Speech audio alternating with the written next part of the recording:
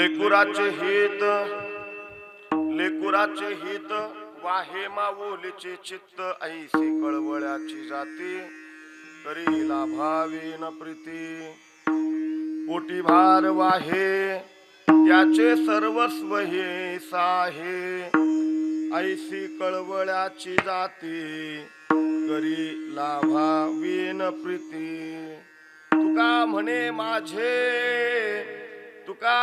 माझे तुम्हा संतावरी ओझे ऐसी कळवळ्याची जाती करी लाभावीन प्रीती विठ्ठला विठ्ठला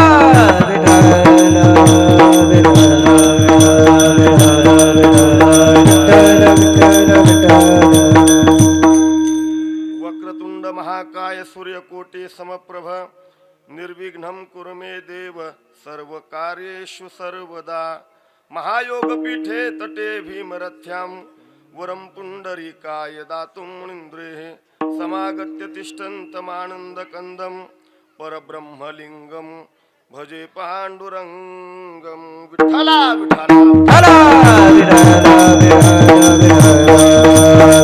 पांडुरंगा करो प्रथम नमन पांडुरंगा करू प्रथम नमन पांडुरंगा करू प्रथम नमन दुसरे चरणा संताची दुसरे चरणा संताची त्यांच्या कृपादाने कथेचा त्यांच्या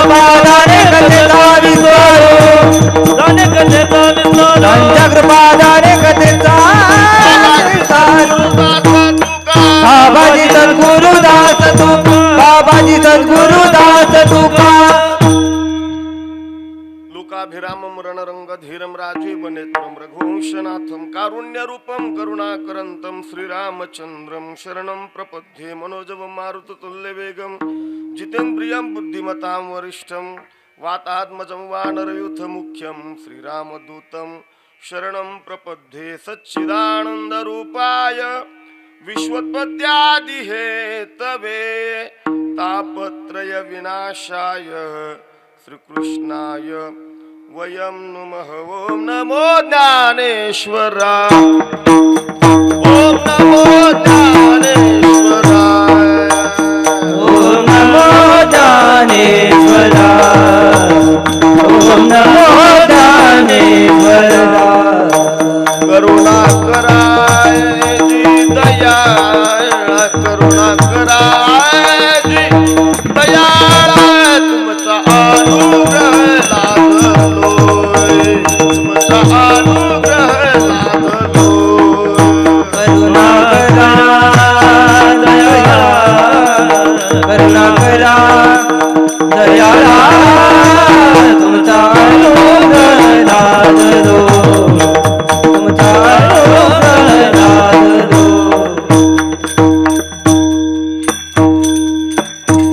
नमो सद्गुरु तुकया ज्ञानदीपा नमो सद्गुरु सच्चिदानंद रूपा नमो सद्गुरु भक्त कल्याण मूर्ती नमो सद्गुरु भास्करा पूर्ण कीर्ती विठ्ठला विठ्ठला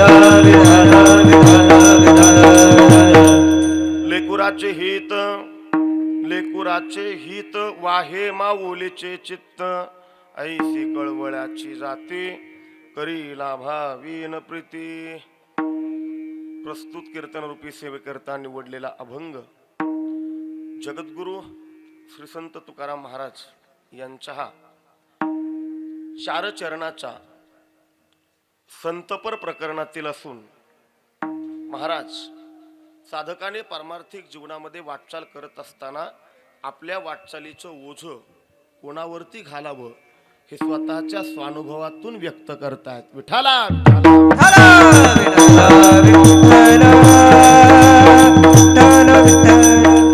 वैकुंठवासी ताराबाई निवृत्ती शेळके या मातोश्रीचं गतवर्षी आजच्याच दिनी या इहलोकीची यात्रा समाप्त झाली आणि बरोबर आज त्याच तिथीला 1 वर्ष पूर्ण होत असताना या शेळके परिवारांच्या माध्यमातून या मातोश्रीचं संपन्न होणारं हे प्रथम वर्ष श्राद्ध आहे आणि तदनिमित्त असणारी ही कीर्तन सेवा. विठ्ठला विठ्ठला हला विठ्ठला विठ्ठला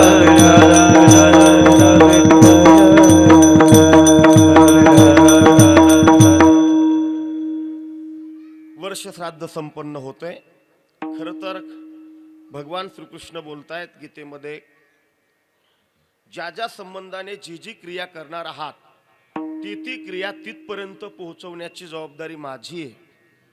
क्रिया कर्म करण्याची जबाबदारी किंबहुना ते कर्तव्य तुमचं तुम्ही पूर्ण करायचे. जसं झाडाच्या मुळाला पाणी घातलं की त्या पाण्यातला ओलावा पाना फुलापर्यंत पोहोचवण्याची जबाबदारी कोणाची आहे? त्या मुळाची आहे. पाणी किती घाला पण जर ते पाना फुलावरती शिंपडताल तर त्याचा उपयोग होणार नाही. पाना फुलावरती ते पाणी शिंपडण्याच्या ऐवजी तेच पाणी जर बुडाशी घातलं तर मग मात्र संपूर्णतः त्या रोपाला झाडाला ते पाणी पोहोचवण्याचं काम जसं त्या मुळाचं आहे तसं भगवंत बोलतात. तुम्ही ज्याच्या ज्याच्या संबंधाने ज्या ज्या क्रिया करणार आहात, देवतांच्या संबंधाने केल्या जाणाऱ्या क्रिया,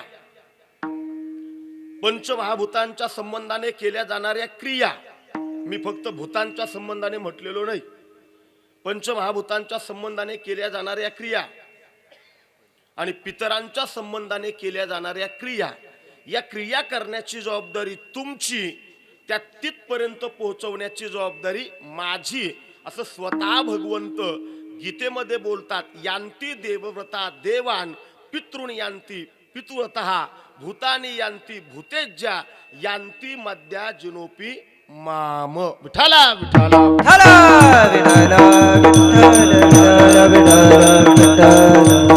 खरं तर हयातीत आईवडिलांच्या संबंधाने तेवढाच आदर आपण करणं हे आपलं कर्तव्य तर आहेच आहे.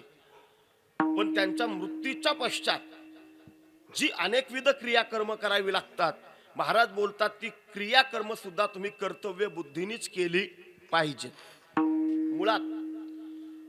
मुळात माता पित्यांचे उपकार जर आपण विचारच किंबहुना चर्चाच करायला घेतली तर विचारवंत बोलतात की माता पित्यांचे लेकराच्या ठाई असणारे उपकार अगणित आहे. काय बोलते नीट समजून घ्या. आई वडिलांचे मुलांवरती असणारे उपकार अगणित आहे, त्याचं मोजमाप करता येत नाही. म्हणून की काय, त्या उपकाराची परतफेड आपण उभ्या आयुष्यात सुद्धा करू शकत नाही. मग करायचे काय? एकच करायचे की आपल्या स्वतःच्या शेवटच्या श्वासापर्यंत आई वडिलांच्या प्रती तयार झालेली जी कृतज्ञतेची भावना आहे, ती कृतज्ञतेची भावना आपल्या शेवटच्या श्वासापर्यंत आपण मरू द्यायची नाही. विठ्ठला विठ्ठला विठ्ठला विठ्ठला विठ्ठला. कारण महाराज बोलतात मुळातच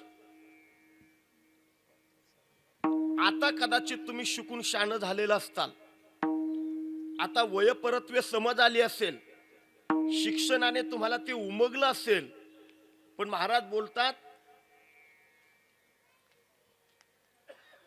तुमचं जे बालपण आहे ना, तुमचं बालपणापेक्षा अगोदरची अवस्था, ज्याला अर्भक म्हटलंय, अर्भक शब्द तुम्हाला कळेल पा, ती स्थिती समजून घ्या. महाराज बोलतात त्या काळामध्ये हिताच्या संबंधाने तुम्हाला काहीच कळत नव्हतं. कळत होतं का आपल्याला? काहीच कळत नव्हतं. मुळात ऐका, एखाद्या स्त्रीला मातृत्व जे मिळतं ते सहजासहजी मिळत नाही.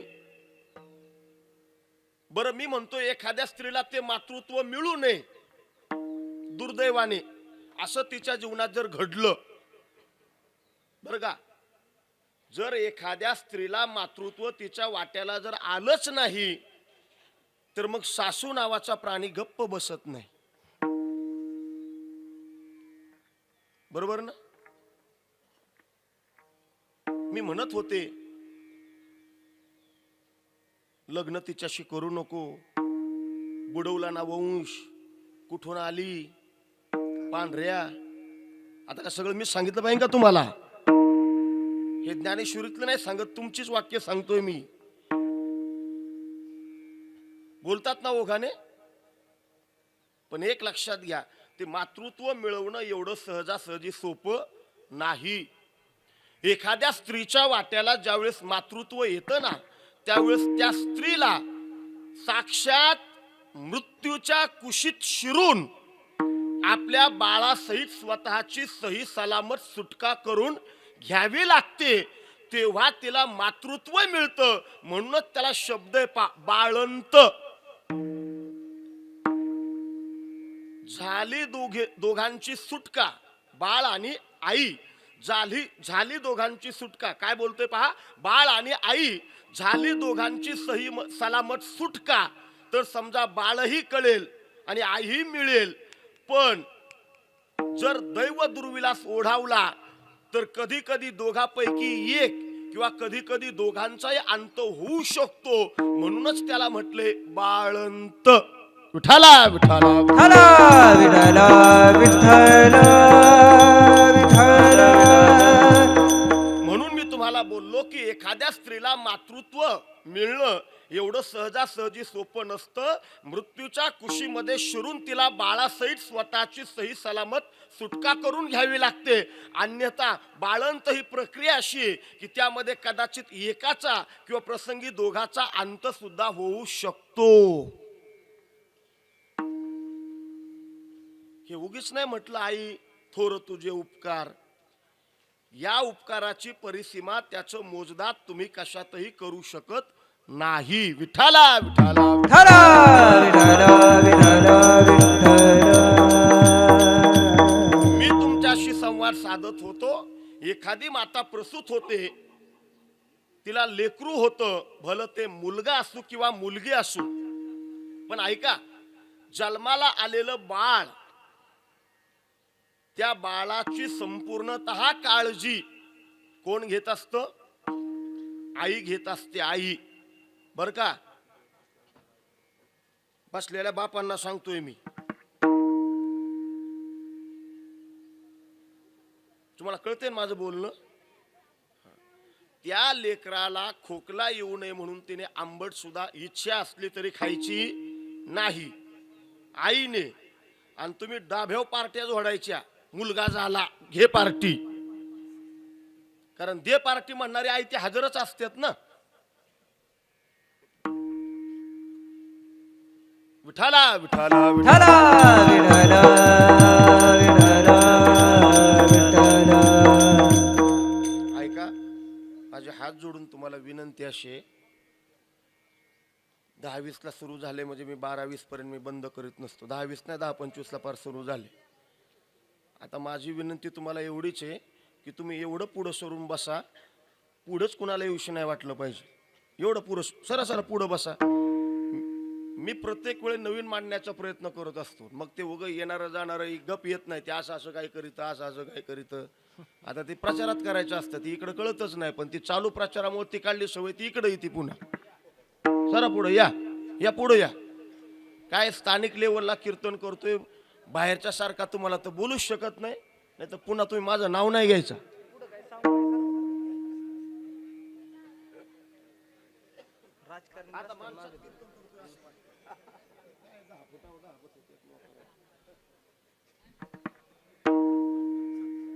आता येणार कोण? श्रद्धांजली वाली. बसू द्या माझं. अन्न कशी वेळेत आले बोलायला सुरुवात करायला.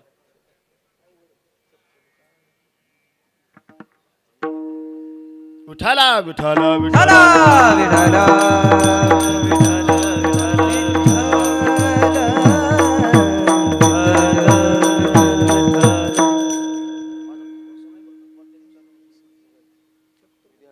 पुन्हा मला म्हणून विठाला विठाला विठाला विठाला विठाला. महाराज बोलतात, लेकरू जन्माला आलंय ते. आता ते लेकरू जन्माला आल्याच्या नंतर जसं जसं कळीत होईल, कदाचित स्वहिताच्या संबंधाने त्याची धडपड चालू होणार आहे, पण ज्या वेळेस तो कळत नाही, त्याला काहीच आज्ञा येतो, त्या स्थितीमध्ये त्या लेकराला काहीच कळत नाही. मग त्या हिताच्या संबंधाने जाग कोण असतं? आईच असते का नाही? मग महाराज बोलतात, ऐका,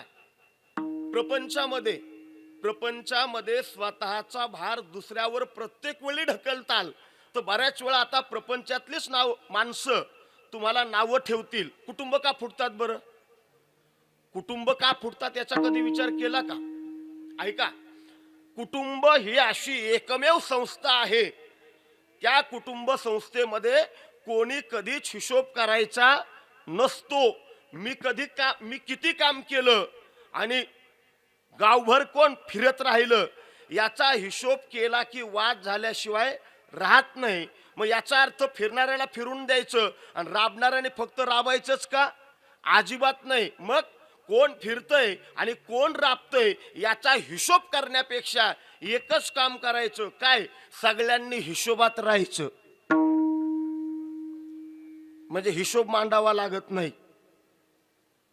बरोबर ना? हे कळतंय ना? माझं हिशोबात चाललंय ना? हा, मग ध्यान द्या.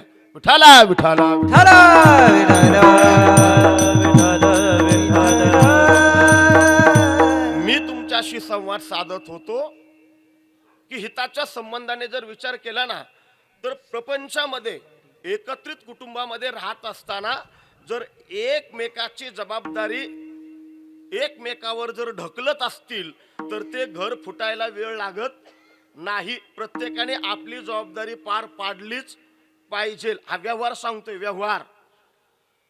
व्यवहारामध्ये स्वतःची जबाबदारी स्वतःच स्वीकारायची. नवे आपल्या कुटुंबाची जबाबदारी सुद्धा आपण स्वीकारायची. ते दुसऱ्यावर ढकलून जमत नाही. पण ऐका, परमार्थामध्ये चालत असताना आपली जबाबदारी आपण स्वतः घेऊनच जर चालताल तर तो तुमचा परमार्थ कडेला जाईल असं नाही. नीट ऐका, परमार्थाची जबाबदारी स्वतःवर घ्यायची म्हणजे काय? स्वतःच्याच मनाने परमार्थ करायचा. जमल का? हे जमल का? आम्हाला बी बरीच भेटतात ना, ती म्हणतात, महाराज आमची मनाचीच माळ, ती घाल चुलीत. मग तुझ्या मनाने काय साध्य होणार आहे बाबा? मनोमार्गे गेला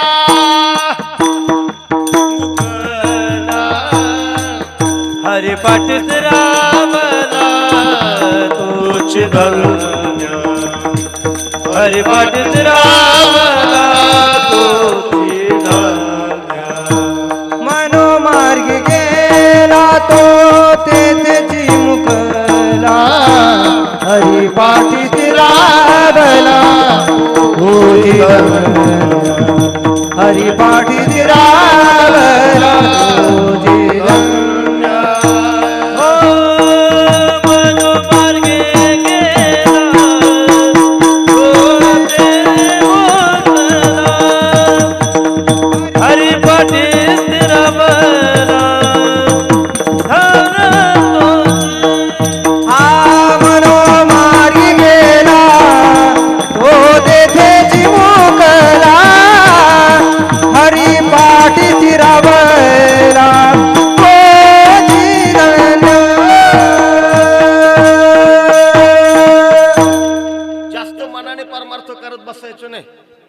शास्त्र काय सांगते त्याचा विचार करायचा आहे.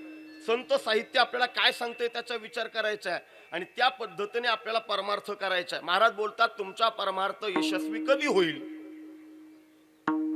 संतांच्या संगती मनोमार्गगती. संतांचे संगती मनोमार्गगती. संतांच्या संगती मनोमार्गगती.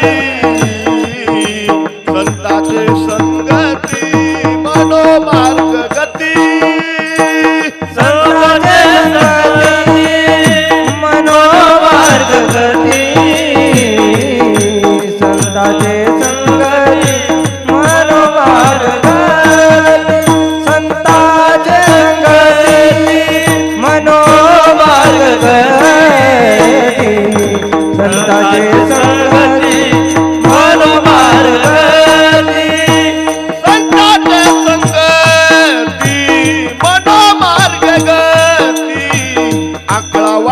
श्रीपती येणे पंथे संतांच्या संगती मनोमार्ग गती अकळावा श्रीपती येणे पंथे हरिमुखे म्हणा हरिमुखे म्हणा हरिमुखे म्हणा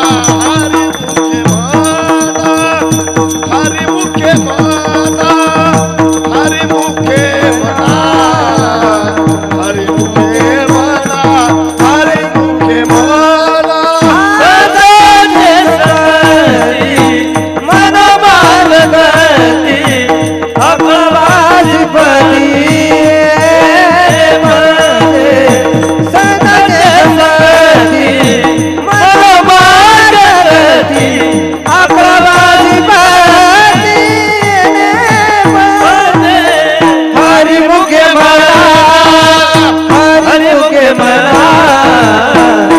हरिमुखे म्हणा हरिमुखे म्हणा हरिमुखे म्हणा हरिमुखे म्हणा हरिमुखे म्हणा हरिमुखे म्हणा.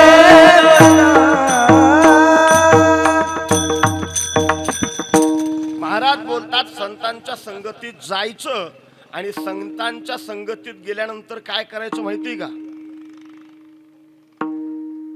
एकच काम करायचं, त्यांचं दास बनायचं, समर्पण भाव स्वीकारायचा. महाराज बोलतात ना, सर्व भावे दास झालो त्यांचा. परिणाम काय झाला? माझ्या हित अहिताविषयी मला आता वेगळा विचार करत बसायची गरज पडली नाही.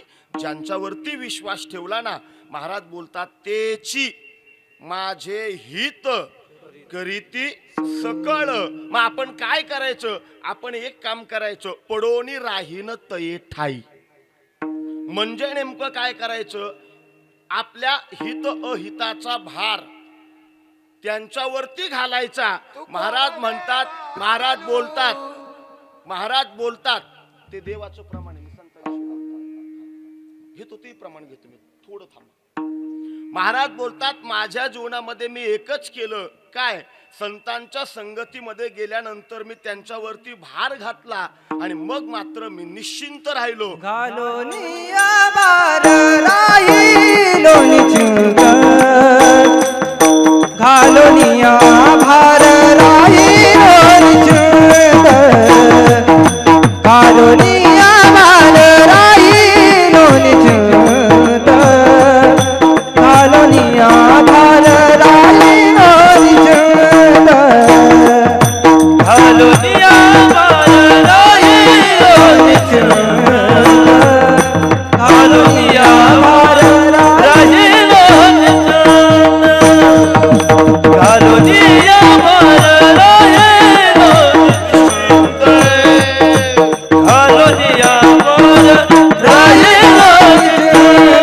निश्चिंत, घालोनिया भार राहिलो निश्चिंत, घालोनिया भार राहिलो निश्चिंत, घालोनिया भार राहिलो निश्चिंत, घालोनिया भार राहिलो निश्चिंत,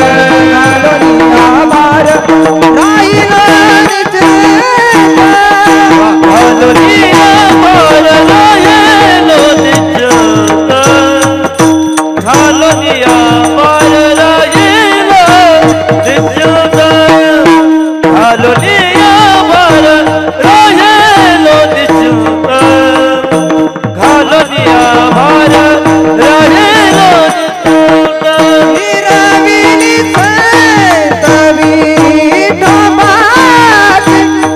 निरविली संत विठोबाची,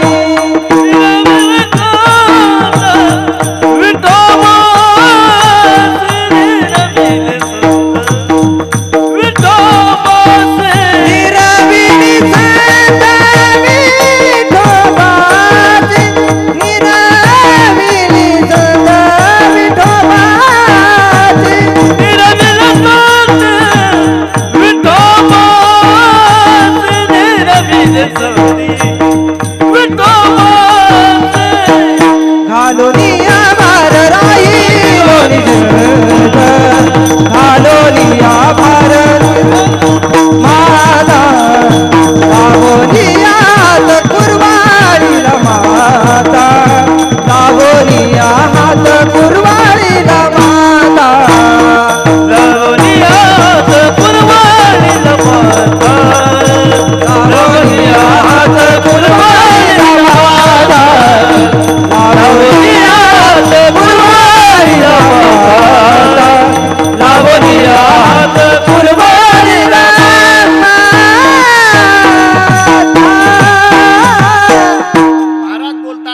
जीवनामध्ये मी एकच केलं, मुद्दाम हरिपाठातले प्रमाण घेतोय. गोव्यान श्लोक सांगायचो तुम्ही म्हणायचो काय बोललो कळलंच नाही, असं बी व्हाय ना. घालून या भार राहिलो निश्चिंत. चिंता करतो तुम्ही आम्ही, चिंता करतो तुम्ही आम्ही. साधू चिंता करत नाही. मग साधू फक्त भगवान परमात्म्याचं चिंतन करतात, त्याचा परिणाम त्यांना चिंता करावी लागत नाही. चिंतन केल्याचा परिणाम हारी आला हाता मग कैची भय चिंता. एकच चिंता कैमी उद्धार पावेन. याच्या पलीकडे चिंता आम्ही केलीच नाही. फक्त संतांच्या संगतीत गेलो. आणि ऐका, संतांच्या संगतीत न जाता देवाच्या संगतीत गेला तरी उपयोग होत नाही. गोष्टी सांगून मला टाइमपास करायचाच नाही. नामदेवरायांच्या जवळ देव किती होता, नामदेवरायांच्या जवळ देव किती होता म्हणण्यापेक्षा देवाजवळ नामदेवराय किती होते या दोन्हीची गणित मांडायला लागले ना, की मग लक्षात येईल देव जेवढा नामदेवरायांजवळ होता तेवढेच नामदेवराय देवाजवळ होते. पण शेवटी विसोबा खेचरांकडं जावंच लागलं ना. पुंडलिकाने त्याला सांगून ठेवले, मूढ पापी जैसे तैसे लावी कासे उतरुनी. तुझ्याकडे पापी येतील, कसे बी येतील, तू कंटाळा करायचा नाही. हे सांगितलंय कुणी? पुंडलिकाने. तुकाराम महाराज बोलतात, मला खात्री आहे काय, निरविली संती विठोबासी. त्याचा परिणाम काय, मला चांगलं कळून चुकलं काय. तुका म्हणे तुम्ही निरविल्यावरी मग मज हारी उपेक्षिना. त्याची ताकद नाही आता उपेक्षा करायची. का, मला संतांच्या ताब्यात, मला देवाच्या ताब्यात देताना संतांनी दिले. काय ताकद आहे त्याची मला आता माझी अवहेलना करायची.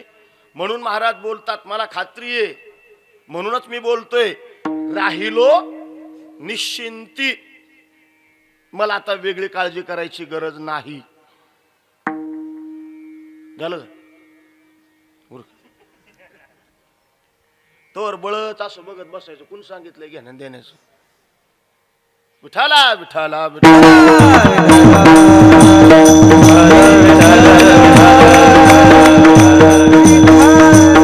ऐका ऐका.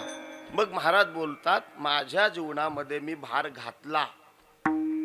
कोणावरती भार घातला हे सांगत असताना महाराज बोलतात, मी संतांवरती भार घातला. अभंगाच्या शेवटच्या चरणात सांगतो,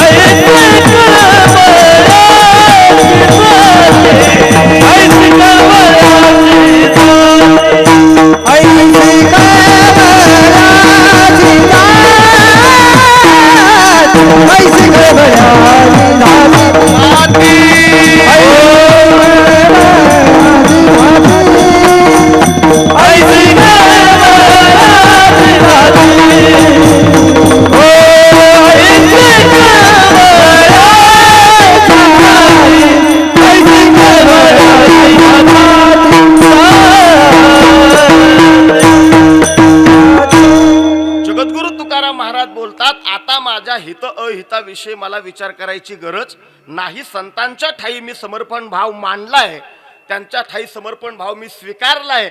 आता एकच मला कळतंय, तुका म्हणे माझे तुम्हा संतावरी ओझे. म्हणून मी सुरुवातीला तुम्हाला बोललो होतो, व्यावहारिक ओझ जर दुसऱ्यावर घालताल तर दुसरी तुम्हाला नावं ठेवल्याशिवाय राहणार नाही. पण तेच ओझ जर संतांवरती घालताल ना तर काय करतील माहिती का? तेची माझे हित करीती सकळ, जेणे हा गोपाळ कृपा करी. ऐका नीट, तुकाराम महाराज बोलतात, नाही कळत हिताविषयी आपल्याला, नाही कळत. म्हणून महाराज विनंती करतात बरं का संतांच्या जवळ, काय? गोमटे ते करा माझे माझे, गोमटे ते करा माझे, भार ओझे तुम्हासी, भार ओझे तुम्हासी. गोमटे ते करा माझे माझे, गोमटे ते करा माझे. हे गोमटे पण म्हणजे नेमकं काय? गोमट करा याचा अर्थ माझं चांगलं करा. मला चांगलं काय वाईट काय हे कळत नाही बोलतात महाराज. एकच काम करा, माझं हित कशात आहे तुम्हाला कळतंय. आता ऐका बरं का, बऱ्याच वेळा असं घडतं आपलं हित कशात आहे आपल्याला कळत नाही. हित कशात आहे ते जरी कळलं तरी कधी कधी काही प्रतिबंध असे आडवे येतात. विठाला विठाला हे ध्यान देऊ नाही का? महाराज बोलतात, एक तर हिताविषयी आपल्याला कळत नाही, हिताविषयी कळलं तर काही प्रतिबंध असे आडवे येतात.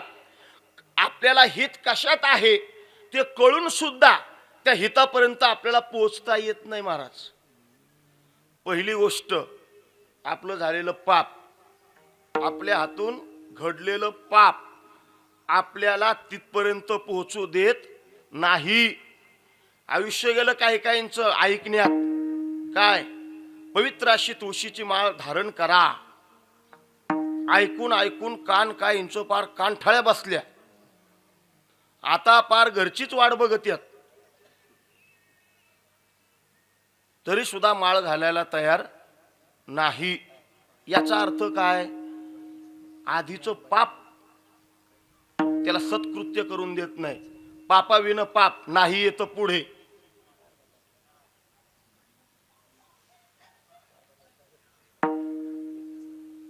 बर का? माणसाला पाप आडू येत. बोलूच का? तुका म्हणे नाड पाप ठाके हिताड, पाप ठाके हिताड, पाप ठाके हिताड. तुका म्हणे नाड पाप ठाके हिताड, पाप ठाके हिताड, पाप ठाके हिताड. महाराज बोलतात, ज्याला पाप आडवं येतं ना तोपर्यंत तो सत्कृत्यापर्यंत जाऊ शकत नाही. हे तेवढं सत्य आहे बरं का. साधक जीवनामध्ये वाटचाल करत असताना ज्याला परमार्थाचं यश हाती आलं त्याचे उद्गार तुकाराम महाराज सांगतायत. काय? सावध झालो हरीच्या आलो जागरणा, हरीच्या आलो जागरणा, हरीच्या आलो जागरणा. जागरणा म्हटलंय, जागरण गोंधळा नाही म्हणलं. हे ध्यान देऊ नाही का? महाराज, आलो म्हणजे नेमकं तुम्ही कुठं आला? जेथे वैष्णवांचे भार, जेथे वैष्णवांचे भार, जेथे वैष्णवांचे भार, जय जय कार गरजत से, तिथे हरीच्या आलो जागरणा. महाराजांना विचारा हे त्याला कसं शक्य झालं? महाराज त्याचं उत्तर असं झालं देतात. महाराज बोलतात, तो सावध झाला. याचा अर्थ अगोदर कसा होता? बेसावध होता. बेसावध कशामुळे होता?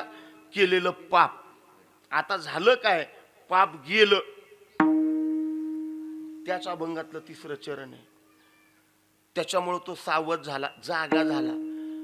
पळून या गेली झोप, होते पाप आडत्या, होते पाप आडत्या.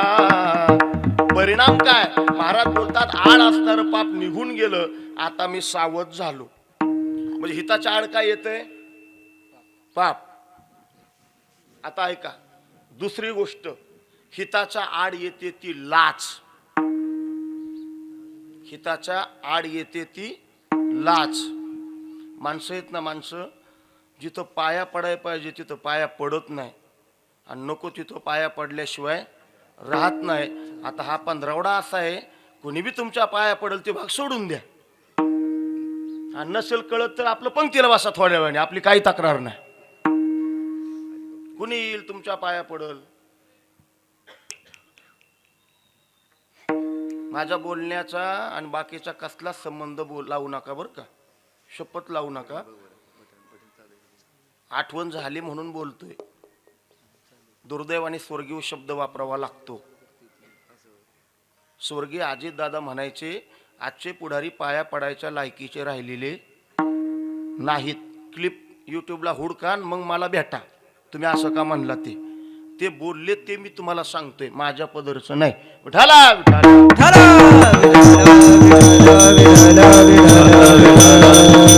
लाज आडवी ती माणसाला, लाज लाज.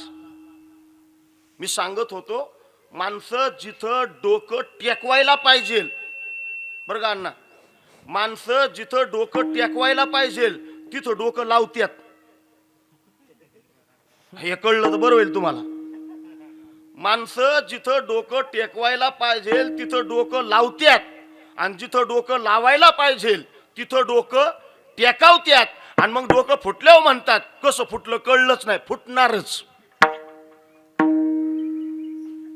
कुठं टेकवायचं ते ठरलं पाहिजे, त्याचा विचार आपण जरूर करावा. विठाला विठाला. बऱ्याच वेळा एखादा महाराज आला ना, महाराज लोकांना पाया पडायची लाज वाटते. नको नको, ती परस्वरच आहे. नाही माझं नाही सांगत, मी आता 50कडे चाललो, माझं नाही म्हणत मी. उगा 10, 12, 15, 20, 25 वर्षाच्या पोराने कीर्तन केलं ना की मग कौतुक माईकवर येऊन ते बरेच करतील, पण त्याच्या पायाला हात कधी लावणार नाही. लाज वाटते, लाज. तुकाराम महाराज काय बोलतात माहिती का? संता लोटांगणी, संता लोटांगणी,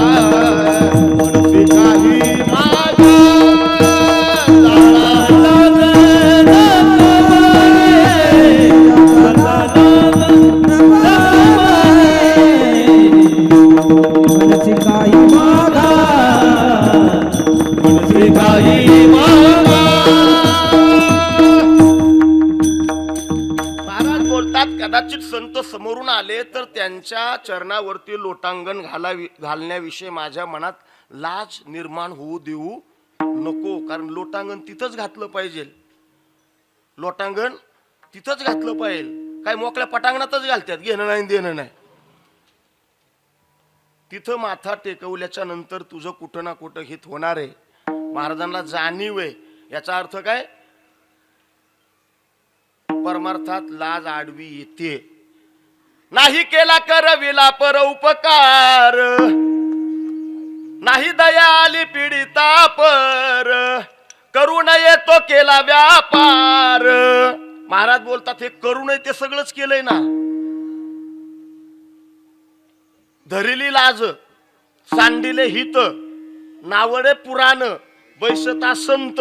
महाराज बोलतात नको तिथं लाज आडवी. राहू द्या आता अजून सोपं बोलतो, जे मुलांकरता आता गरजेचे. आम्ही बऱ्याच वेळा पाहतो कॉलेजमध्ये पालक भेटीला जर कधी कधी पालक बोलवले ना, आता ती आई हो रानात राबणारी असते,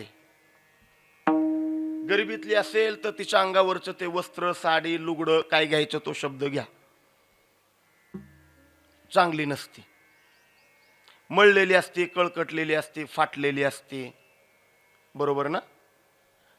मुलांना लाज वाटते अहो कधी कधी. मग घरी गेल्यानंतर म्हणतात तुला कळलं नाही का, नीटनीटकं यायचं. पण ऐका, विठाला विठाला विठाला विठाला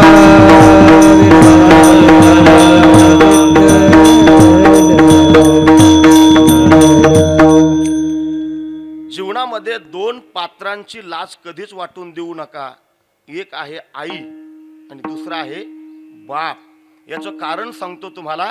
जगतामध्ये तुमचं स्वतंत्र अस्तित्व निर्माण व्हावं याकरता, आपल्या लेकरांकरता त्या माता पित्यांनी आपलं सगळं आयुष्य खर्ची घातलेलं असतं. त्याच्यामुळे त्यांची कधी लाज वाटू द्यायची नाही. महाराज बोलतात आडवी येते ती लाज, आडवा येतो तो संशय. म्हणून मगाशी मी वाक्य वापरलं होतं, आपण नको तिथं डोकं लावतो. परमार्थात आल्यानंतर एकच करायचं. काय महाराज बोलतात, एका जनार्दनी संशय सांडोनी. संशय त्यागायचा आणि मग त्याने या प्रांगणात यायचे. संशय घेऊन आला तर हाती काय येणार नाही. मी बऱ्याचशा गोष्टी तुम्हाला सांगितल्या, अजूनही आहे, पण आता वेळेचं भान ठेवतो. बऱ्याचशा गोष्टी अशा आहेत की आपल्या हिताच्या आडत्या येतात, त्याच्यामुळे हित कळूनही हितापर्यंत आपल्याला पोहोचू देत नाही. तर कधी कधी आपलं हित कशात आहे हे सुद्धा आपल्याला कळून देत नाही. म्हणून महाराज बोलतात मी एकच केलं. काय? तुका म्हणे माझे तुम्हा संतावरी ओझे, हे तुम्हा आम्हाला कळावं याकरता तुकाराम महाराज एक दृष्टांत देतात, एक रूपक करतात. त्या अभंगाचं पहिलं चरण. लेकुराचे हित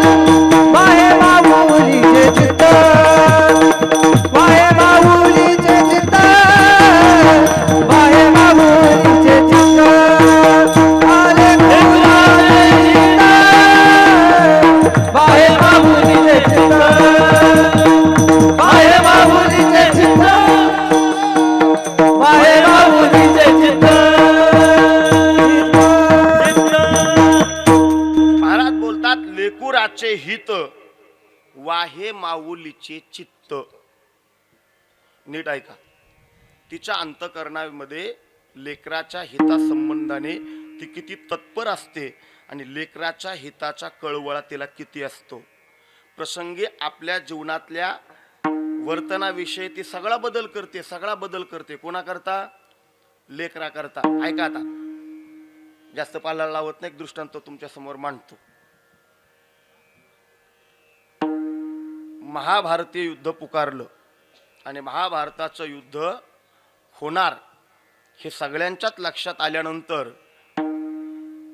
पुढची घडामोड घडत असताना कृष्ण परमात्मा पांडवांच्या बाजूने गेला आणि कौरवांच्या बाजूने त्या दुर्योधनाने सगळं सैन्य मागून घेतलं. कारण देवाने सांगून ठेवलं होतं, मी युद्धामध्ये शस्त्र हाती घेणार नाही. मग मी हवंय का सैन्य हवंय तू ठरव. त्याने एकच विचार केला, एकटा घेऊन काय करायचे. त्यापेक्षा सगळं सैन्य घेतलेलं बरं ना, म्हणून त्यांनी सैन्य सगळं मागवून घेतलं आणि आता युद्ध सुरू झालं. पण युद्धाची सगळी घडामोड पाहत असताना दुर्योधनाच्या मनात भीती तयार झाली. काय भीती तयार झाली? एवढे सगळे मारले जातात बलाढ्य, याचा अर्थ आपण सुद्धा टिकू शकत नाही. आणि मग त्याच्या लक्षात आलं काय, आता एक काम करावं लागेल, आपलं शरीर लोखंडाचं कशाने होईल? लोखंडाचं, वज्रदेही म्हटलंय त्याला, त्याचा आपण विचार करूया. मग काय केल्याने आपलं शरीर वज्रदेही होईल याचा विचार करत असताना प्रकार असा घडला. एकाने त्याला सांगितलं एक काम कर, काय वज्रदेहित शरीर तुझं कशाने होईल? दोनच लोक तुला सांगू शकतील, दोनच. एक कृष्ण परमात्मा आणि दुसरा युधिष्ठिर धर्म. आता नीट ऐका बरं काय. त्याने एकच विचार केला, काय कृष्णाकडे जाऊन उपयोग होणार नाही, पक्का मुरलेला गडी येतो. कृष्ण पक्का मुरलेला आहे, त्याचं ठरलेलं गणित आहे, भक्ता राखे पायापाशी, दुर्जनाशी संहारी. आणि दुर्योधनाला चांगलं माहिती होतं आपण दुर्जन आहे, बर का.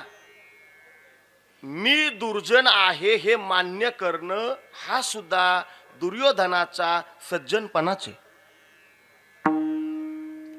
आमच्या वाट्याला बरीच येतात तसली.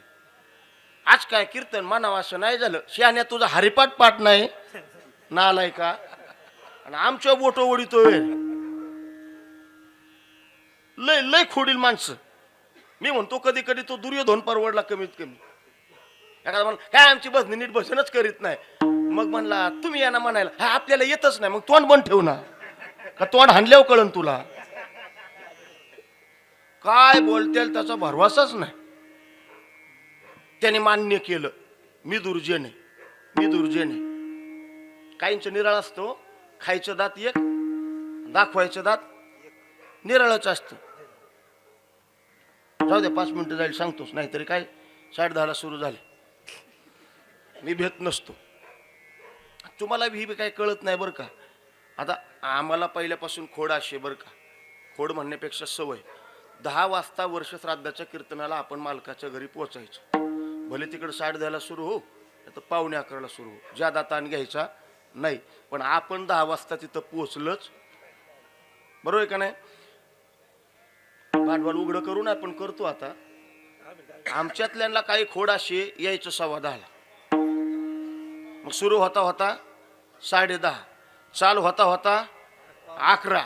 किती चालीची आहेत बघितलं ना. मग आणि मग 12 वाजता म्हणायचं बोलण्यासारखं पुष्कळ आहे पण आपल्याकडे वेळ कमी आहे, बरा कुठं नाही का. मी म्हणतोय 12लाच फुलं पडली म्हणजे काय स्वर्गाचं दार लगेच उघडून ठेवले होय तिकडं. ऐका ध्यान देऊन, मी सांगतोय तुम्हाला, खायचं दात निराळं, दाखवायचं दात निराळं. जागरण गोंधळ कळतात ना, कळलेच पाहिजे ना. मी बांगलादेशातला आहे का, तुम्ही चीन मधलं आहे, इथंच राहतोय ना मी बी. त्या जागरण गोंधळाला पहा गावाच्या बाहेर वाजवत जातात ना. त्याला काय शब्द आहे तुमची तुम्हाला माहिती आहे, तुम्हाला कळला असेल तो शब्द. हा म्हणले बघा, आता मारोग म्हणले, त्या मार्गावर जाणं असं म्हणतात. तुम्ही ऐका नाही तर मी भलत्या मार्गावर जायचो उगेच. गावाच्या बाहेर ती वाजवत गेलेली. जुना काळ, भला 250-300 माणसाचा असा जथ्था होता. डांबरी सगळी अडवलेली बरं का, डांबरी सगळी जाम झालेली. तिकडून एक इष्टी आली तर आली ती शेवटची, तिला झालेला उशीर. आणि त्या इष्टीत होतं कीर्तनाचं महाराज. पूर्वी काय गाड्या नसायची, आता कुठं ना कुठं हिंडतंय. रात्री मी आळीफाट्याला होतो, सकाळी आहे का नाही हजारीचं गाडी असल्यामुळं गाड्या वगैरे काय नसायच्या. महाराज बी त्या इष्टीतच आलेलं. ड्रायव्हर सनार गाडी आणलेली उशीर झाल्यामुळे, पण ती सगळे 200-250 माणसाचा घोळका बघितला लांबूनच. हॉर्न वाजविते. पण माणसं काय बाजूला सरायला अजिबातच तयार नव्हती. शेवटी वैतागला आणि त्यांनी ब्रेक दाबला. तशी माणसं इष्टीच्या पुढच्या नळी अशी आदळली. एवढं ब्रेक का मारला म्हणला. गर्दीत तशी झाली तेवढी 15 झाले, 20 मिनिटं झाले, गर्दी काय हटायला तयार नाही. महाराजाचा जीव लागला बारीक व्हायला. म्हणलं आपलं कीर्तन गेलं, आता आपलं कीर्तन इष्टीतच होणार. कीर्तन गेलं आपलं. पण ती महाराज जरा ध्यान देऊन ऐकू लागलं ती काय म्हणत होतं म्हणून. त्याच्या खाली भजनं चालली होती ना, ते काय म्हणत होतं तुम्हाला सांगतो मी, ध्यान देऊन ऐका. तिरपी टोपी वाकड्या भांगावरी ग, आंबाची नजर शिंगाड्या बोकडावरी ग. आता हे काय वाजवासारखं आहे का? एवढंच गोड लागलं का? हा ना, आम्हाला असली कीर्तन करायची सवय लागल्यामुळे ती वर्ष श्राद्धाची कीर्तन जीवावर येते. गप गप बोलायचं, माणसाला विचारायचं, नुसतं बघत राहायचं.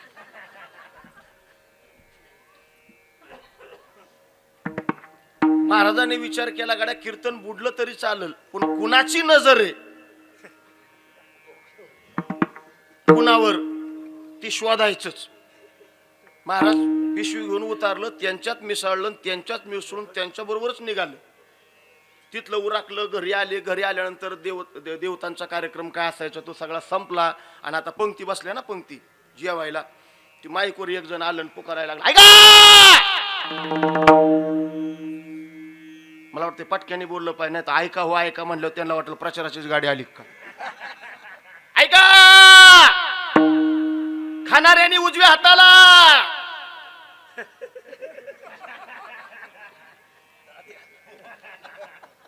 खाणाऱ्याने उजव्या हाताला, न खाणाऱ्यांनी डाव्या हाताला. हे तुम्हाला कळतंय ना? पक्की तयार आहे राव तुम्ही. खाणाऱ्याने उजव्या हाताला, न खाणाऱ्याने डाव्या हाताला, बसून घ्या. ते पुकारत होत आणि तेवढ्यात गेली लाईट. स्पीकर वाला गेलं, जनरेटर त्यांनी चालू केलं. जनरेटर चालू केलं की पुन्हा गाड्याला जोर आला, गॅप बसला होता. पुन्हा बोलायला सुरुवात, ऐका ऐका ऐका ऐका, खाणाऱ्याने उजव्या हाताला, न खाणाऱ्याने डाव्या हाताला. आता खरं सांगा, सगळी कशाला आल्यात? खायलाच आल्यात का नाही? पण ती माईकवर बोलणारी लय हुशार असतात. तात्या, माईकवर बोलणारी म्हणतोय मी. अहो माईकवर बोलणारी, तुम्ही माझ्याकडे कायला पाहता, मी तिथलं सांगतोय. ती माईकवर बोलणारी लयच हुशार असतात. तुम्हाला जा, खाणाऱ्याने उजव्या हाताला, न खाणाऱ्याने डाव्या हाताला. आणि मग त्याने इकडं तिकडं बघितलं तर खाणारी होती उजव्या हाताला. त्या लाईनला 2-4 गंधवाली बसली होती. गंधवाली करू नाही ती हसला, स्वयंपाक केलाय, पण म्हणला एवढं तरी पाप घडू नये. अंधारात लाईट गेल्यामुळे घोटाळा असला होता कामा नये. तो लगेच खालच्यांना म्हणला त्या गंधावाल्याकडे बघून, ऐ ऐ, अरे खाणाऱ्याची पंगत आहे. तसं ते म्हणला, मग खायलाच आलोय की आता. अरे याड्या, ही खाणाऱ्याची पंगत आहे. खाणार मग म्हणला खाऊ दे ना, वाढायला तर येऊ दे ना, वाढ. शेवटी तो वैतागला आणि म्हणला खाणाऱ्याची पंगत आहे.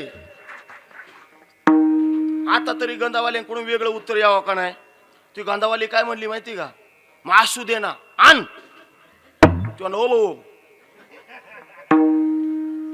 तो म्हणला, अरे येड्यांनो, तुमच्या कपाळाला गंध आहे, गंध.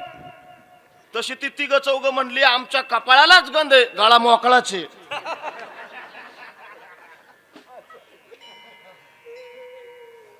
ह्याला म्हणायचं खायचं दात निराळ. बस ना एवढं. दुर्जन विचार करतोय मी दुर्जन आहे. दुर्योधन विचार काय करतोय? मी दुर्जन आहे, कृष्णाकडे जाऊन उपयोग होणार नाही. त्याचा परिणाम असा झाला, त्यांनी ठरवलं धर्मराजाकडे जायचं, धर्मराजाकडे. आणि धर्मराजाला जाऊन विचारायचं काय केल्याने माझं शरीर. हे आता कसं आहे, हे विचारणं कसं आहे तुम्हाला सांग का बरं का भाऊ? हे विचारणं कसं आहे माहिती का? विचारणार कोण आहे? दुर्योधन. विचारतोय कोणाला? युधिष्ठिर धर्माला. काय विचारणार आहे? काय केल्याने माझं शरीर वज्राचं होईल? हे विचारणं कसं आहे माहिती का? निवडणुकीच्या मतदानाच्या आदल्या दिवशी पुढच्या उमेदवाराला जाऊन विचारायचं तू काय केल्याने पडशील. तसलाच गोळ आहे का नाही? हा, त्याचं शरीर लोखंडाचं झाले होते, मरलोय, पण धर्म आहे हो, धर्म येतो. त्याचं नाव धर्म नाही, त्याचं नाव युधिष्ठिर आहे. पण कर्माच्या वाटेवरती तो एवढा प्रामाणिकपणे चालला. नीट ऐका, माणसाने कर्माच्या वाटेवरती एवढं प्रामाणिकपणे चालावं, जो भेटेल ना त्याच्या नजरेला नजर देऊन बोलता यावं एवढं माणसाने प्रामाणिक कर्म करावं. देव जरी आला तरी आपली नजर खाली पाडायची वेळ येता कामा नये एवढं आपलं कर्म चांगलं असावं. झाड चंदनाचं आहे, सुगंध देणारच आहे. चंदनाच्या कडेने जरी साप असले ना, ज्ञानोबराय बोलतात बरं का, चंदनीची बुडी सर्पीची दुवाड. आणि आपण हे पाहतो चंदनाच्या बुडाला बऱ्याच वेळा काय असतात, साप असतात. चंदन सुगंध देणारा आहे, पण सुगंध देणारा चंदन त्याच्या सभोवताली कितीही साप गोळा झाले तरी तो चंदन सुगंध द्यायचा बंद करीत नाही. सज्जन असे असतात, त्यांच्या कडेने कितीही दुर्जन आले तरी स्वतःचा सज्जनपणा ती सोडत नाही. आणि म्हणून की काय, अशी सज्जन असणारी माणसं ती मृत्यूच्या पश्चात सुद्धा कीर्तीच्या रूपाने त्यांचा सुगंध दरवळत असतो. त्याला खात्री आहे धर्मराजा मला खोटं बोलणार नाही. तो धर्माला जाऊन म्हणतोय, धर्मा काय केल्याने माझं शरीर वज्राचं होईल मला सांगशील का? आणि मग धर्मराजा बोलतोय, होईल तुझं शरीर वज्राचं, मग सांगतो तुला उपाय. एक काम कर, काय, आईकडे जायचं, तुझ्या आईकडे जायचं. आईकडे, माझं बोलणं कळतंय ना तुम्हाला, मी सुट बोलतोय. तुझ्या आईकडे जायचं, हे सुट बोलतोय मी. अजून नाही कळलं तुम्हाला? तुझ्या असं नाही म्हणत मी. तुला तुझ्या आईकडे जावं लागेल. ज्या दिवशी तिला कळलं आपल्या पतीला दिसत नाही, अंधय धृतराष्ट्र, त्या दिवसापासून तिने डोळ्याला जी पट्टी बांधली ना, आज तागायत तिने पट्टी काढलेली नाही. त्याचा परिणाम पातिव्रत्याचं तेज तिच्या डोळ्यात एवढं सामावलेलं आहे. तिला फक्त विनंती कर, काय, तुझ्या डोळ्याची पट्टी काढ आणि एकदा मला पायाच्या नखापासून डोहीच्या केसापर्यंत डोळे भरून बघ. जशी जशी नजर वरती जाईल ना, तसं तुझं शरीर काय होईल, वज्राचं होईल. पण आठ एक सांगितली होती, आईकडे जरी चालला ना तरी अंगावरती कुठंच कपडा असता कामा नये. विवस्त्र स्थितीमध्ये तो आईकडे चालला, पण तिथे भेटू नाही तो कृष्ण भेटला. आणि त्याने एकच सांगितलं, मूर्खा, लहानपणी असं विवस्त्र राहणं उचित होतं, आता उचित नाही. कमीत कमी मांडीला तरी कपडा लावून जा.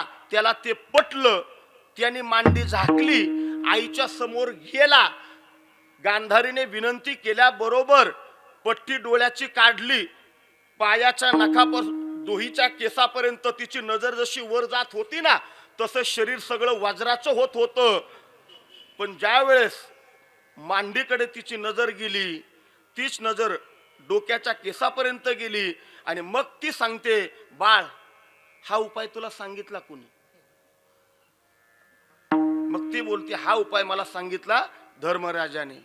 गांधारी बोलती, धर्मराजाने उपाय सांगितला असेल तर धर्म सुद्धा खोटं बोलणार नाही. हे विरोधी पक्षातल्या नेत्याने दिलेलं सर्टिफिकेट आहे.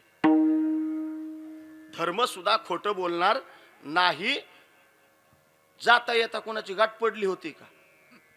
तसं मला पडली होती ना, कोणाची? कृष्णाची. तशी ती लेकराच्या प्रेमापोटी बोलली, मुर्दा बशीला सका त्या काळ्याचा. मला खरं सांग, मांडीला पट्टी कुणी लावायला लावली? मग तो सांगतो, कृष्णानीच. म्हणून ते वाक्य मी वापरलं.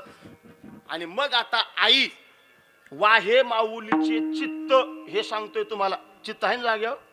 तुम्ही स्वयंपाक घडला का बघू, झालाय ते. आणि मग गांधारी बोलती, बाबा एक काम कर, त्या युद्धामध्ये फक्त शरीराच्या बाबतीमध्ये तुझी मांडी सांभाळ. त्या मांडीवर कधी कोणाची गदा लागेल, कोणचं आयुध येईल सांगता येणार नाही. कारण तिच्या मनात एकच भावना होती, लेकुराचे हित. त्याच मांडीवर जर एखाद्याचं आयुध गदा लागली तर माझं लेकरू तिथे मृत्युमुखी पडेल. याला म्हणतात वाहे माऊलीचे चित्त. विठाला विठाला.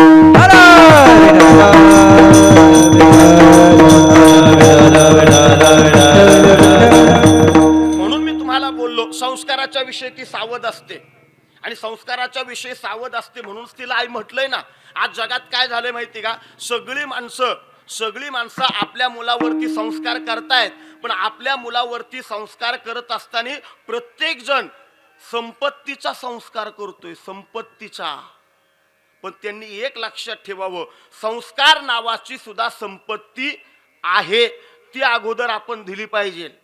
आम्ही बाहेर फिरतो ना, बरेचसे श्रीमंत असे पाहतो आम्ही, बरेचसे श्रीमंत असे पाहतो जे विचाराने गरीब असतात आणि संस्काराने दरिद्री असतात.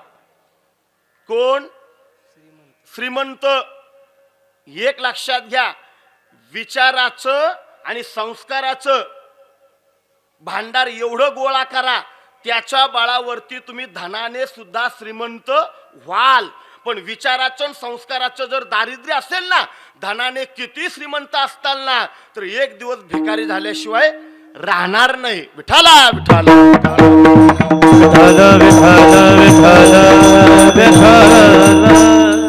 काय होते संस्कार? ऐका, माता कोणाला म्हटलंय? माता, आई निराळी, माता निराळी आणि माऊली निराळी. जन्म देते ते आई, संस्कार करते ती माता आणि उद्धार करते ती माऊली. म्हणून ज्ञानोबरायांना म्हटलंय काय? ज्ञानाबाई माझी अनाथाची माय, ज्ञानाबाई माझी अनाथाची माय, ज्ञानाबाई माझी अनाथाची माय, ज्ञानाबाई माझी अनाथाची माय, ज्ञानाबाई माझी अनाथाची माय, ज्ञानाबाई माझी अनाथाची माय, ज्ञानाबाई माझी अनाथाची माय, ज्ञानाबाई अनाथाची माय.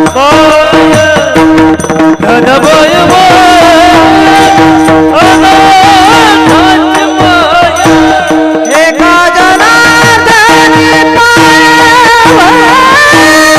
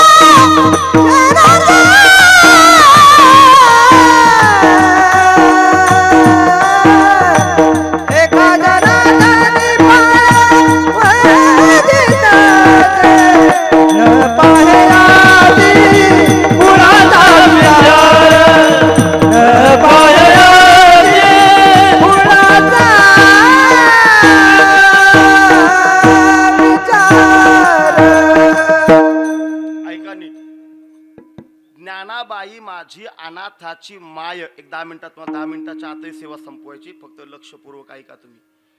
जन्म देणारी आई ही ज्याला जन्म दिला त्याचीच आई आहे. पण ज्ञानोबाराय ही कोणाची आई आहे? ज्ञानाबाई माझी अनाथाची माय. जन्म देणाऱ्या लेकरावरती तर प्रेम कुणी करीन ना. आपुलियाचा कळवळा अनेक बाळावरी नये. व्यवहारात बोलतो ना आपण, आपला तो बाब्या, दुसऱ्याचं ते कार्ट, हे आपलं शब्दांकन आहे. नीट ऐका, ज्ञानोबरायांना सहजासहजी माय नाही म्हटलं. माय म्हणजे आई. आई ज्ञानोबराय स्त्री आहे का पुरुष आहे? पुरुषाला आई म्हणावं ही संप्रदायाची क्रांती आहे. ऐका, वयात एका नवयुवकाला मातृत्व सगळं जग बहाल करतंय. मातृत्व कोणालाही मिळत नाही, त्याकरता प्रसूतीच्या वेदना सहन कराव्या लागतात. माझ्या ज्ञानोबारायांनी समाजातल्या प्रत्येकाच्या घरामध्ये सुखाचं अपत्य जन्माला यावं याकरता प्रसूतीपेक्षाही भयानक यातना क्षणाक्षणाला सहन केल्या. त्याचा परिणाम असा झाला, ज्ञानोबाराय हे माऊली बनले. जगाने त्यांना म्हणावं याच्यात नवल नाही. वेद शास्त्र देती ग्वाही, म्हणती ज्ञानाबाई आई. विठाला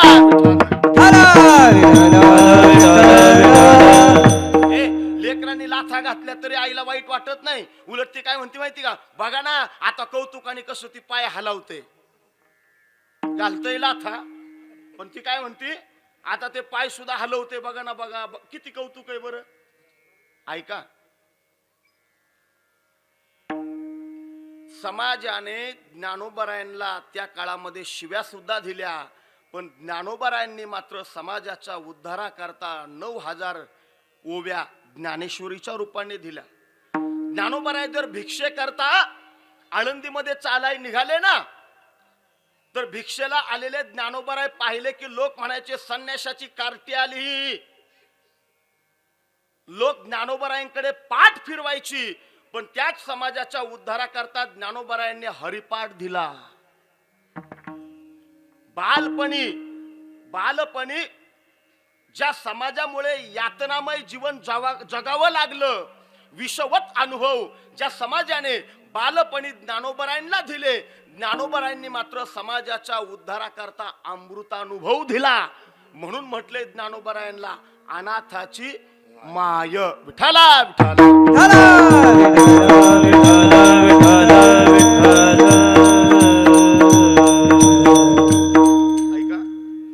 मला वाटलं होतं बोलता बोलता 15-20 मिनिटं मी शिवचरित्र सांगेल, पण आता मी तिकडे जाणार नाही.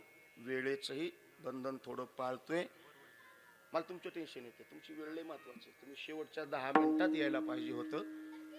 आणि आजच्या दृष्टीने त्यांच्या सगळ्या वेळा महत्वाच्याच आहेत ना. पुन्हा आहेत की 10 पासून बसूनच असतात ते. विठाला विठाला विठाला.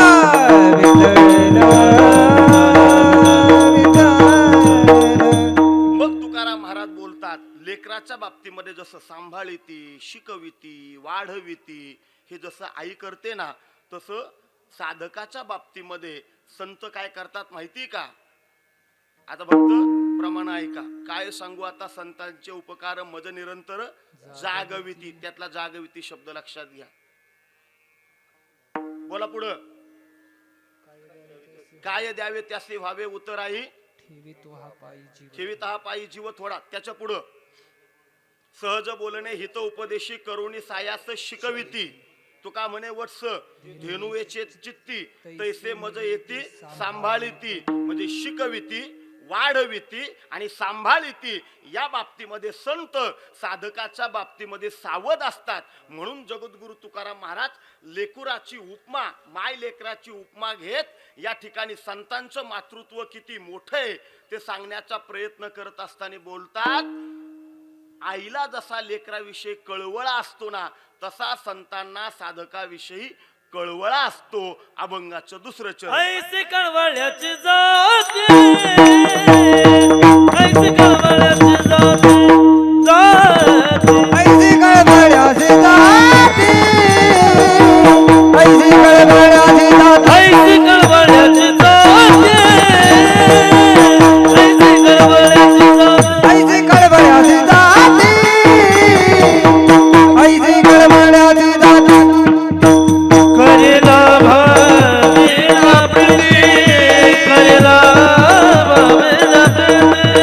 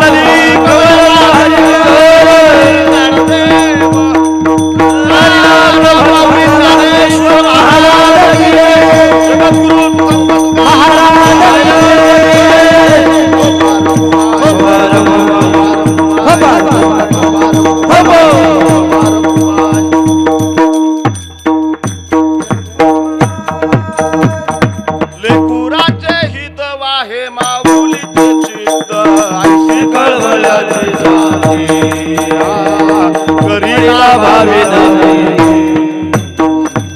एकूणाचे हिंदवाय माऊलीचे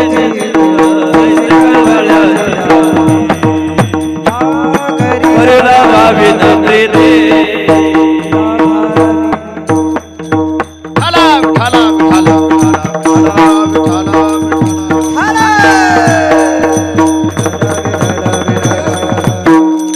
मातेचे संस्कार काय असतात 5 मिनिटात सांगून मी सेवा संपवणार आहे.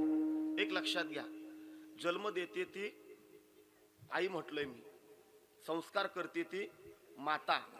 आजही विको वाढला याचा, आजही जिजाऊ आऊसाहेबांचं नाव घेत असताना नावासमोर शब्द काय लावला जातो? राजमाता. अहिल्या देवींचं नाव घ्यायचं म्हटलं की अगोदर शब्द कोणता लावला जातो? राजमाता अहिल्या देवी होळकर. याचं कारण आहे, काय कारण आहे? त्यांनी संस्कारच त्या काळामध्ये असे केले की सकल समाजाच्या दृष्टीने या माता पूज्य ठरल्या, संस्काराच्या बाबतीमध्ये सर्वश्रेष्ठ ठरल्या. म्हणून आजही अहिल्या देवी होळकरांचं नाव घेताना आणि जिजाऊ आईसाहेबांचं नाव घेताना राजमाता या शब्दाचा प्रयोजन अगोदर केलं जातं आणि मग त्यांच्या नावाचा उच्चार केला जातो. काय होते छत्रपतींच्या वरती संस्कार? जिजाऊ आईसाहेब बोलायच्या, शुभ ऐक, सह्याद्रीच्या दऱ्याखोऱ्यातून आवाज येतोय. पहाडासारखा धिप्पाड असणारा हिमालय, तो हिमालय सुद्धा साथ घालतोय, तो बोलतोय, राजे राजे आता एकच काम करा, हे हिंदवी स्वराज्याची धुरा आता तुम्हाला घ्यायची. होत्या त्या अर्थ किंकाळ्या, कोणाच्या अर्थ किंकाळ्या होत्या?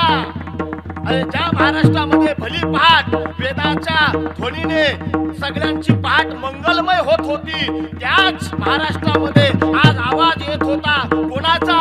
गायींच्या हंबरड्याचा, माणसांचा सुद्धा कत्तलखाना त्या सुलतानशाहीच्या काळात चालला होता. त्याचा परिणाम असा झाला, अरे कोणी जगायचं, कोणी मरायचं, आणि जगलं तर किती जगायचं हे स्वतःला ठरवता येत नव्हतं. ठरवणारे होते ते फक्त सुलतान.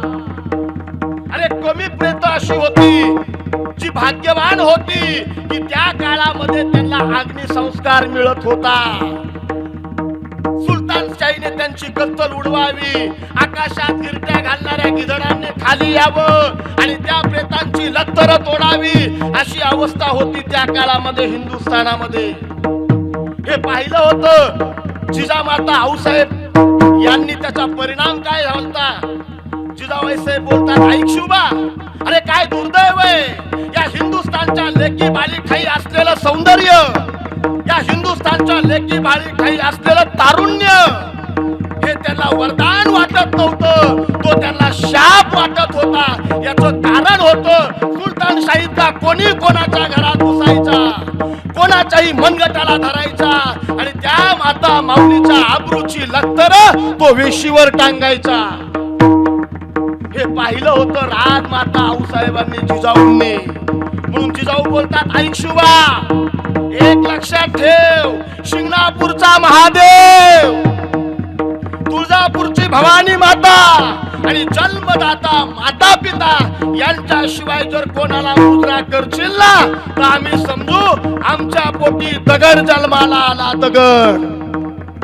म्हणून मी एकच सांगते, हे मनगट कोणाही समोर मुजरा करण्याकरता नाही, या मनगटामध्ये प्रति विश्वामित्रासारखी सृष्टी निर्माण करायची ताकद तुला नियतीने दिली.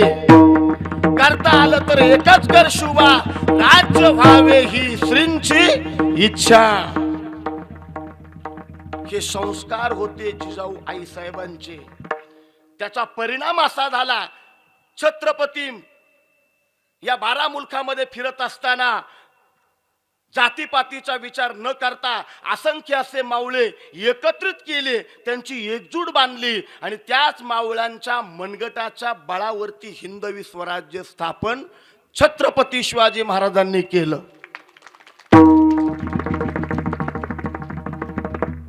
थांबतोय मी, हे अर्धा पाऊण तास बोलेल, पण माझी वेळ संपली. 12:20 झालेले असतील, पहा 10:20 ला सुरू झालं होतं. मी तिथं थांबतोय अधिक बोलणं संयुक्तिक ठरणार नाही. एक गोष्ट लक्षात घ्या, मी सुरुवातीला तुम्हाला बोलून गेलो की आई वडिलांच्या प्रति कर्तव्य हे प्रत्येक मुलाने बाळगलं पाहिजे. याचं कारण असे, माता पित्यांचे आपल्यावरती एवढे उपकार अगणित आहे, ते आपण कितीही फेडायचा प्रयत्न केला तरी त्याची परतफेड होऊ शकत नाही.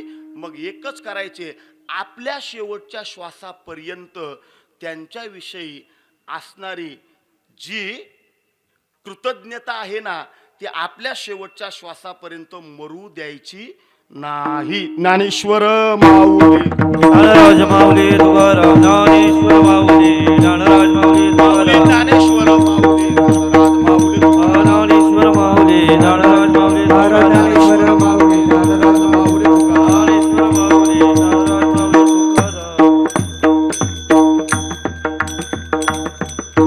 असो, वैकुंठबाई ताराबाई निवृत्ती शेळके या मातोश्रीचं गतवर्षी दुःखद निधन झालं आणि आज प्रथम वर्ष श्राद्ध संपन्न होत असताना त्यांच्या मुलाने आणि मुलींनी हे आयोजित केलेलं प्रथम वर्ष श्राद्ध, खरं तर या मातृत्वाला 2 अपत्य लाभली, पण दुर्दैवाने शिवाजीरावांचं नाव घेताना कैलासवासी असं म्हणावं लागतंय. त्यांचं दुःखद निधन झालं. 2 मुली आहेत, एक कमलताई आणि शोभाताई आहे, आणि त्यांचे असणारे दुसरे चिरंजीव श्री पांडुरंग निवृत्ती शेळके. मग नातू नितीन, धनंजय, प्रथमेश, पायल, शेखर, सूरज. यापैकी प्रथमेश, तुम्ही त्याला काय नावाने ओळखता? सोन्या ना? हा, ते नाव मला तसंच आलं ट्रू कॉलरला, सोन्या. तो सोन्या माझ्याकडं आला आणि म्हणला, सर तुम्हाला कीर्तन करावं लागेल. म्हणलं रविवार येतोय का बघू दे. नाही म्हणला, रविवार आलोय म्हणून तुमच्याकडं आलो.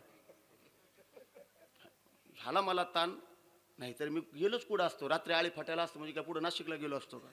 इथंच आलो असतो समजा. पण एक आनंद असा वाटला की कोणीतरी तरुण मुलगा आपल्याला कीर्तनाची सेवा मागतोय, आणि शेवटपर्यंत तिथं बसून होता बरं का. पुन्हा साहित्य आणायचं म्हणून इकडं तिकडं त्या जागा सोडावा लागली. नाही तर आमच्या वाट्याला पूर जीवाला घोरच पोरसार पुढं दिसलं म्हणजे. पण चांगली गोष्ट आहे. हे सगळं जे घडतं ना, त्या आजी पण जिला लाभलं, तिने केलेले ह्या कुटुंबावरचे संस्कार, त्या संस्काराचा परिपाक या कुटुंबाने जोडलेली ही माणसं, असलेली माणुसकी, त्याच्यावरती झालेला तो संस्कार मानवतेचा.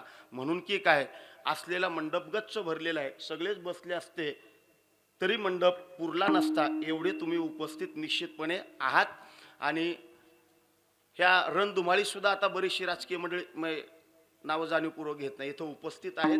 केवळ एकच कारण, तुम्ही त्यांच्याशी साधलेलं नात्यातलं अनुसंधान किंबहुना कुटुंबाने दिलेला जिव्हाळा. असो, अधिक बोलणं संयुक्तिक ठरणार नाही. या मातेच्या जाण्याने जे दुःख झालेले ते आज वर्ष होत असताना मी परमात्म्याकडे एवढीच विनंती करेल, या दुःखातून त्यांना आता मोकळीक करून द्यावी आणि या आजींना, मातोश्रींना सद्गती लाभावी असा सद्भाव या ठिकाणी व्यक्त करतो. कीर्तन साथी करता उत्कृष्ट साथ करणारे हरिभक्तीपरायण दिनेश महाराज केदारी आहेत. त्यांच्या शेजारी आदित्य महाराज दिवेकर आहेत. आमचे दीक्षित महाराज आहेत, दिनेश महाराजांचे वडील, तेही या ठिकाणी हजर आहेत. शेजारी तात्या आहेत, आढागळे आहेत, ग्रामस्थ आहेत, आणि आपल्या गावचं वैभव हरिभक्तीपरायण लक्ष्मण महाराज पंडित तेही या ठिकाणी उपस्थित आहेत. हे सगळं कीर्तन साथ होत असताना ज्यांनी मृदुंगाची साथ दिली ते सुहास महाराज वाघमोडे या ठिकाणी हजर आहेत. आणि हे सगळं कीर्तन, या अभंगावर 3-4 कीर्तन आहेत माझे, पण ह्यातलं त्यात नाही, त्यातलं ह्यात नाही, अंदाज काय दुसरा वाचतच बसतो. त्याच्यामुळे ते नवीन मांडायचं म्हटलं की डोक्याला ताण येतो, आणि मग इकडं तिकडं असं झालं की मग सहन होत नाही. जी बाबाला बोलायची लय सवय, मी काय काय विचारलं असेल ते झाल्यावर सांगतो. ध्यान देऊन ऐकलं. एक लक्षात घ्या, श्रोत्याचं अवधान हे वक्त्याचं असतं अवसान, आणि श्रोते अवसान घातकी नसावे. बरोबर ना? का मतदार म्हणून? असो, या ठिकाणी झालेली सेवा भगवान परमात्म्याच्या चरणी समर्पित करतो. आजींच्या 24 चरणी समर्पित करतो.